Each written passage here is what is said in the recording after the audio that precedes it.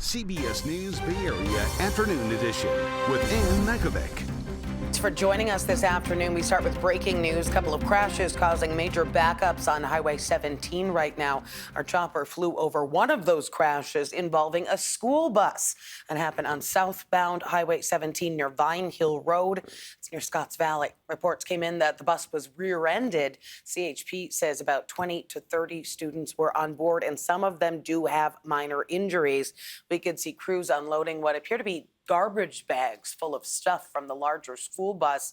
Officials are also investigating a Mini Cooper you see there that partially fell down the embankment nearby. Not far from that scene, our chopper spotted an overturned big rig that shut down the right lane of northbound 17 at Sugarloaf Road. The CHP says that driver has minor injuries. We are seeing bumper-to-bumper traffic because of all of this, both directions on Highway 17. There are lane closures both north and southbound, and right now, no estimated time of reopening. So, if you are headed that way in the South Bay, Santa Cruz Mountains, to expect delays. And you might remember just last Friday, a charter bus carrying 45 students crashed, also traveling southbound on Highway 17. That vehicle caught fire. Luckily, everyone was evacuated safely. No injuries in that incident. First alert weather now, warmer temperatures and an elevated fire threat for some parts of the Bay Area. Let's get over to meteorologist Jessica Birch. All right, let's take a quick look at what's going on outside. For our friends over in Solano County, we kicked off this morning nice and mild with decent temperatures. But as we head into this afternoon, we're dealing with upper 80s, close to the 90s. And I think it's important to note that because that's one of the key ingredients for why the National Weather Service has issued a red flag warning that we're under right now for Solano County, lasting into the afternoon hours today until evening hours tonight. It expires at 8 o'clock, and we're about to talk about some other key ingredients for why that's happening just in those communities alone. Now, for the rest of us from the North Bay down into the Santa Clara Valley, we're in the 80s today with 70s and 60s along the coast and along the peninsula. Taking a look at the winds, though, heading into this afternoon, we could see gusts anywhere up to around 20 to 30 miles per hour pushing in from offshore. Now, the winds are the other big ingredient for why the National Weather Service issued that red flag warning for all of Solano County.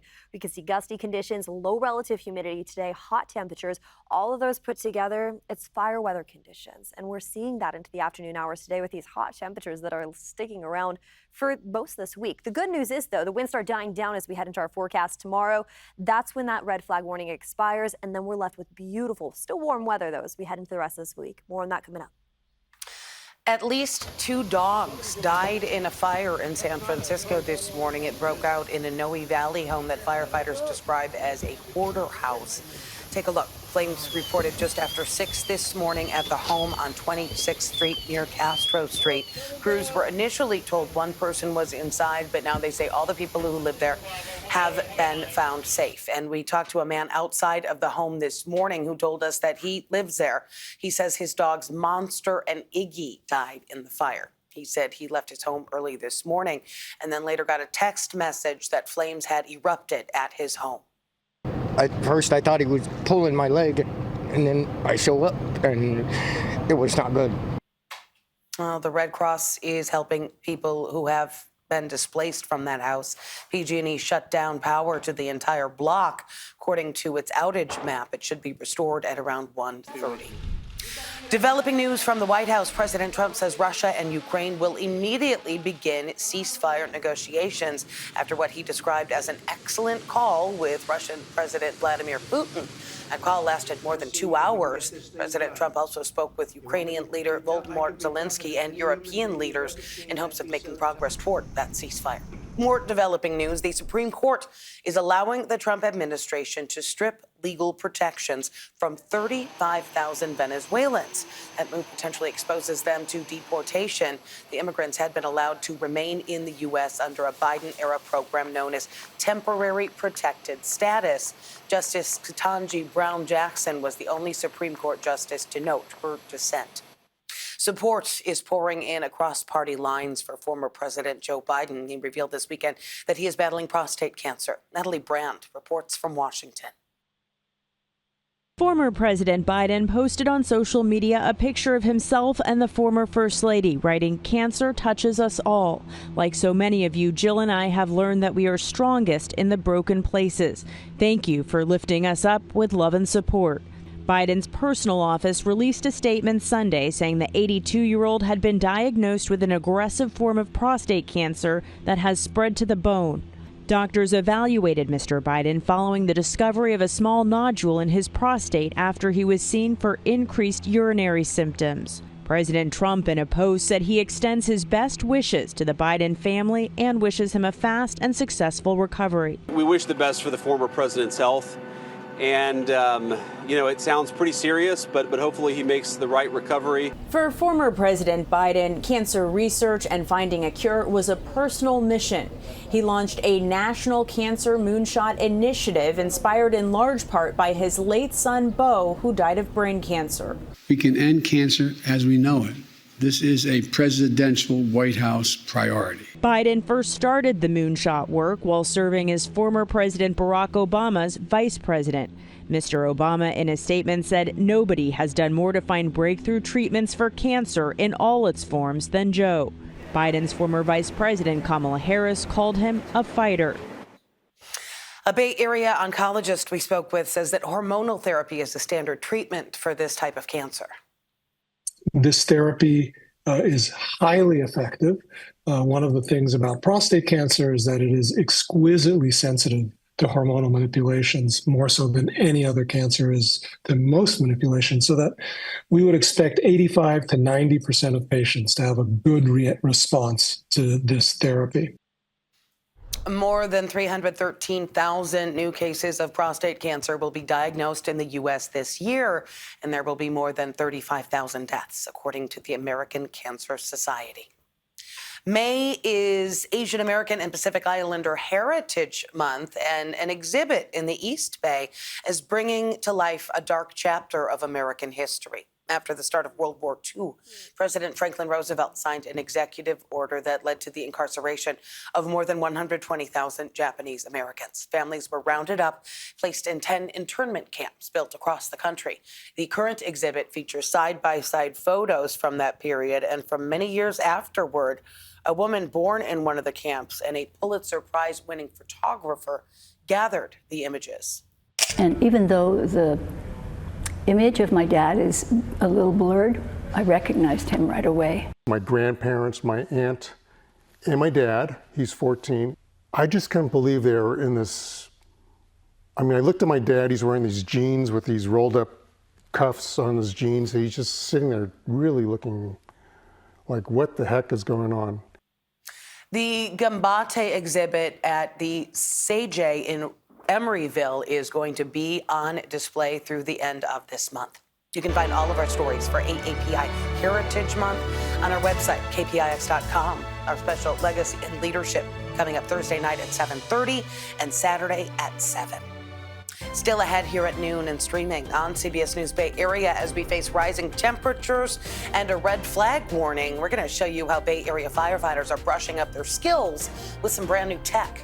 And taking a live look outside before we head to break, we're going to have another look at that warm weather forecast when we come back.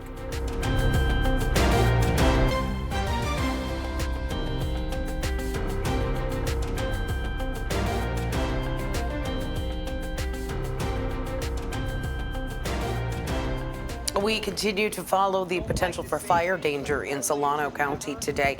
And we know it's a concern for fire agencies all over the region as our weather changes. Our John Ramos shows us how crews are preparing with the latest tech to do their jobs and protect themselves, too. They call it fire science for a reason, and the technology that's used to save lives is not just for the public's benefit, it's also for the firefighters themselves.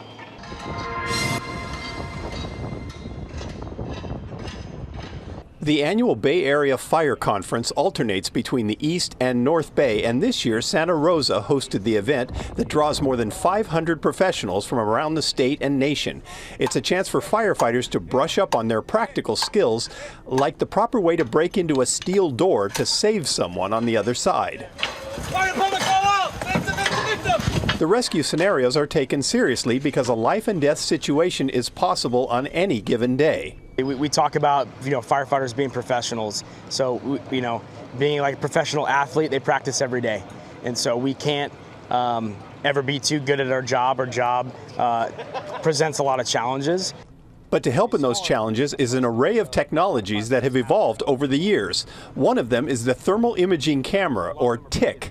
It's a handheld device that produces a black and white picture from heat being radiated. In this case, a fire is started in a cluster of shipping containers. Normally, the smoke would make vision impossible, but the TIC can cut through it to produce a clear picture of what's happening. With these technologies, it just makes us better, right? So when you're in an environment like this where it's smoke and fire, you can't see anything. With that thermal imagery, you not only can see what's going on, but you can actually see the energy moving through the building. But equally important to the devices is knowing the right way to use them. That's what these hands-on drills are all about.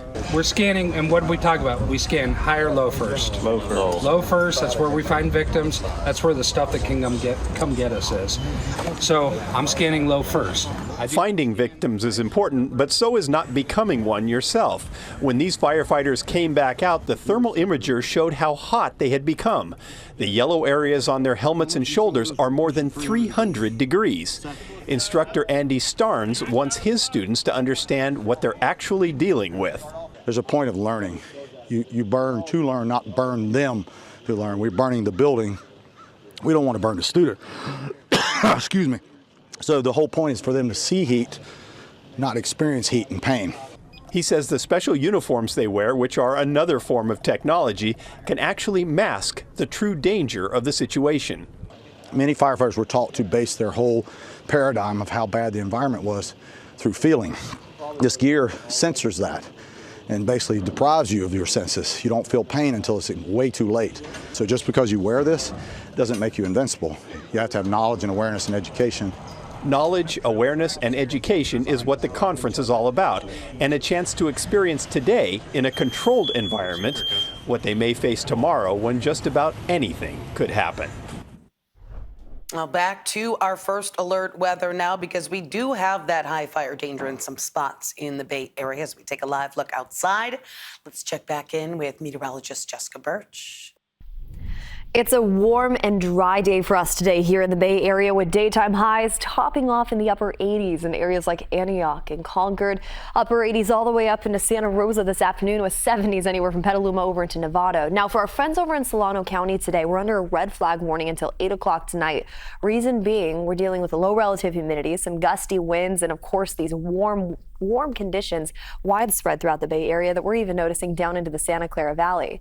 Now, as we head into this afternoon, you're going to notice those winds starting to kick up a lot more, pushing in from offshore into the evening hours tonight in areas like Fairfield and Concord, all the way over into Napa, with gusts anywhere up to around 30 miles per hour. Even stronger conditions for our friends along the coast, like Bodega Bay, for example, but at least with them, they're dealing with higher relative humidity, so fire weather conditions aren't really a concern the same way that they are over in Solano County, where relative humidity today drops down to around 15 to 20%. Now, we head into the next couple days. A few things to mention. Our friends along the Bay are going to see 70s each day until we head into this weekend's forecast. That's when we cool down just a bit more and we see cloudier skies rolling in from offshore too. Still dry conditions though, not a drop of rain in sight anytime soon. And then we head all the way over into our inland spots.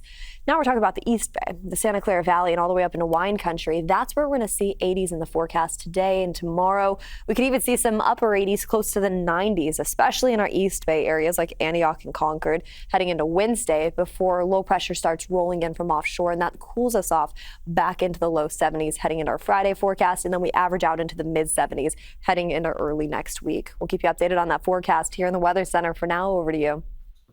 A new program in Alameda is hoping to make childcare a little bit easier for parents with young kids. The county just launched the nation's largest diaper bank, $5.8 million program, giving families monthly access to free diapers and baby wipes. The goal is to distribute over 15 million diapers and 37 million baby wipes over the next 3 years. Those supplies will be available at more than 50 sites around Alameda County. The Golden State Valkyries back on the court on Wednesday to take on the Washington Mystics at Chase Center. They got some more practice in over the weekend. One focus for the team is going to be taking care of that ball. Golden State committed 22 turnovers in Friday's loss, including 6 in the fourth quarter when the LA Sparks pulled away. CBS News Bay Area is your home for the Valkyries. You can watch them on Pix Plus 44, Cable 12 this Wednesday. Game time 7 p.m., and it is one of more than 30 games that are going to air on KPIX and Pix Plus throughout the season. There is still time to enter for a chance to win 2 tickets to that game on Wednesday night at Chase Center. Go to kpix.com/contests and enter the word Ballhalla. It's there on your screen, Ballhalla. You can enter until 11 o'clock tonight. Still ahead here at noon and streaming on CBS News Bay Area. Big Bird and Elmo have a brand new neighborhood. Streaming deal for Sesame Street. Genetic testing company 23andMe officially has a buyer. New York-based Regeneron Pharmaceuticals has agreed to buy the South San Francisco-based company for $256 million. The sale process will be court-supervised. 23andMe declared bankruptcy back in March. The announcement of a sale has prompted privacy concerns over consumers' genetic data. Regeneron says it will abide by 23andMe's privacy policies and any applicable laws to protect data.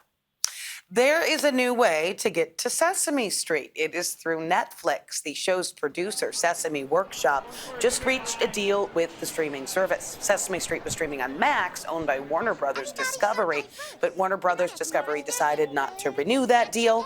This Netflix deal calls for new episodes of Sesame Street to debut on PBS stations and on the PBS Kids app on the same day they're released on Netflix. Still watch old Sesame Street episodes on HBO Max through 2027.